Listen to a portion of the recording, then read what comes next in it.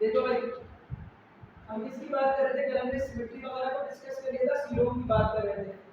कल हमने पढ़ा था दो तरह की जर्म लेयर्स अगर पाई जाएंगी बॉडी के अंदर डेवलपमेंट के दौरान, तो उसको हम क्या कहेंगे? Diploblastic animal. और तीन जर्म लेयर्स पाई जाए, एक्टोडर्म, एंडोडर्म, मेसोडर्म, तो उसको हम क्या कह रहे थे? ट्रिप्लोप्लास्टिक एनिमल। बाहर कौन सा होता है?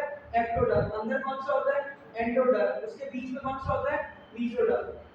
तो तीन जर्म लेयर्स कौन सी हो गई? Ectoderm, endoderm, mesoderm. जिसमें पाई जाएंगी वो एनिमल ट्रिप्लोप्लास्टिक, जिसमें दो पाई जाएंगी, एक्टोडर्म और एंडोडर्म। बीच में मेसोडर्म नहीं होगा बल्कि मेसोग्लिया होगा। तो एनिमल्स को क्या कह रहे थे?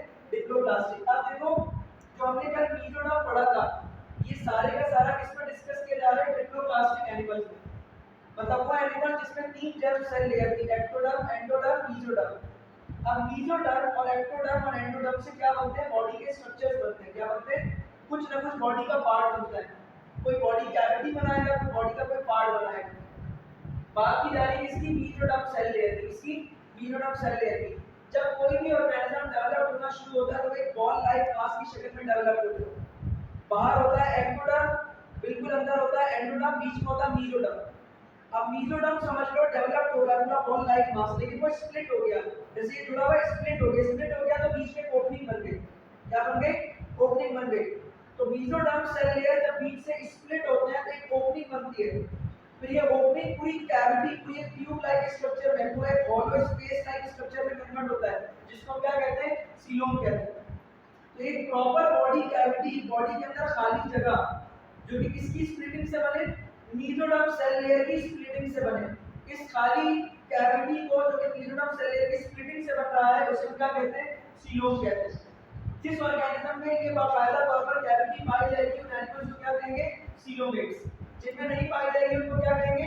एसीलोमेट्स। सूडोसीलोमेट्स किसको कहते हैं? वो एनिमल जिनकी बॉडी में सीलोम तो बन रहा है, मतलब बॉडी कैविटी तो बन रही है, लेकिन वो कैविटी मेसोडर्म सेल लेयर की स्प्लिटिंग से नहीं बन रहा।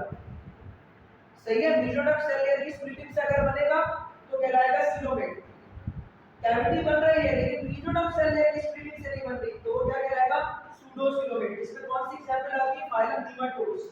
हमने कहा था कि एनिमल्स को हमने फाइलम्स में रखा है। जो एक जैसे एनिमल्स है उनको एक फाइलम में, जो दूसरे तरह के एनिमल्स हैं उनको दूसरे फाइलम में।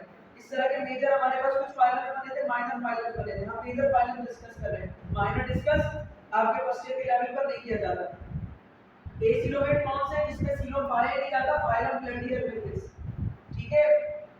सीलोमेट कौन से? फाइलम एनिलिड्स से लेकर फाइलम कॉर्डेट्स। अब यहां पर देखो डिफरेंसेस सीलोमेट्स और एसिलोमेट्स का। सीलोमेट्स कौन है? अभी हमने पढ़ा हुआ एनिमल जिनकी बॉडी कैविटी जो है बाकायदा मेसोडर्म सेल लेयर की स्प्लिटिंग से बने। मेसोडर्म सेल लेयर बीच से स्प्लिट हो, कैविटी में तब्दील हो जाए, तो वो एनिमल सीलोमेट।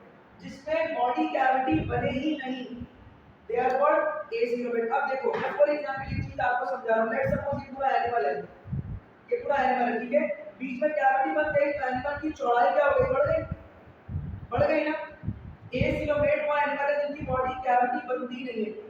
तो ये एनिमल कैसे नजर आएंगे? फ्लैट। कैसे नजर आएंगे? फ्लैट। तो वो एनिमल जो एसिलोमेट होते हैं उनकी बॉडी कैसी होती है? फ्लैट होती है या रिबन लाइक होती है। जबकि वो एनिमल जिनकी बॉडी के अंदर बाकायदा प्रॉपर सीलोम पाया जाएगा, कैविटी पाई जाएगी, उनकी बॉडी कैसी होगी? ब्रॉडर। फ्लैट नहीं होगी, उनकी बॉडी कैसी होगी? Broader. Proper organ and organ system are developed. देखो भाई, एक्टोडर्म, एंडोडर्म, मेसोडर्म, इनसे बॉडी के स्ट्रक्चर्स बनते हैं, कैविटीज बनती है। तो जितने भी सीलोमेट एनिमल्स होते हैं, वो तमाम एनिमल्स के अंदर बाकायदा ऑर्गन और ऑर्गन सिस्टम डेवलप हुआ होता है। मुख्तलिफ बॉडी के ऑर्गन्स कम या ज्यादा जरूर मिल सकते हैं। किसी की बॉडी में ज्यादा ऑर्गन, किसी की बॉडी में कम ऑर्गन जरूर मिल सकते हैं, लेकिन ऑर्गन और ऑर्गन सिस्टम मिलेगा किसके अंदर? उन तमाम जानदार में जिनमें सीलोम होगा, प्रॉपर मेसोडर्मल कैविटी की स्प्लिटिंग से बना हुआ। बॉडी के अंदर अगर बात की जाए तो रुडिमेंट्री टाइप स्ट्रक्चर दार रहते हैं। मतलब एलिमेंट्री कैनाल होगा, मतलब स्ट्रक्चर होगा लेकिन रुडिमेंट्री होगा। स्ट्रक्चरली तौर पर भी लगेगा कि कंप्लीट नहीं बना है, और फंक्शनली तौर पर भी लगेगा कि फंक्शन प्रॉपर नहीं कर रहा है। जैसे हमारा डाइजेस्टिव सिस्टम पूरा एक कंप्लीट डाइजेस्टिव सिस्टम है, लेकिन एसिलोमेट एनिमल्स की बॉडी के अंदर अगर डाइजेस्टिव सिस्टम आपको नजर आया वो इम्प्रॉपर होगा। वो फंक्शन तो कर रहा होगा लेकिन वो इम्प्रॉपर फंक्शन कर रहा होगा। वो स्ट्रक्चरली तौर पर होगा तो डाइजेस्टिव सिस्टम, लेकिन इम्प्रॉपर होगा। उसके बाद आ जाओ एग्जांपल्स पर। ये एग्जांपल्स पूछते हैं आपसे एमसीक्यू में। एनिलिड्स, फाइलम एनिलिडा के जितने भी एनिमल है, फाइलम आर्थ्रोपोडा के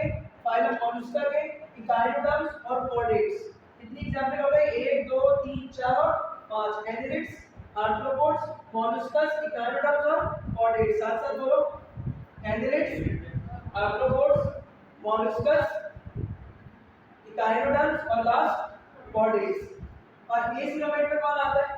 फाइलम किसके एनिमल्स आ जाते हैं? ऊपर पढ़ा था फाइलम प्लेटिहेल्मिंथेस। जहां पर भी एमसीक्यूज आए, flatworms are an example of which phylum? Phylum प्लेटिहेल्मिंथेस।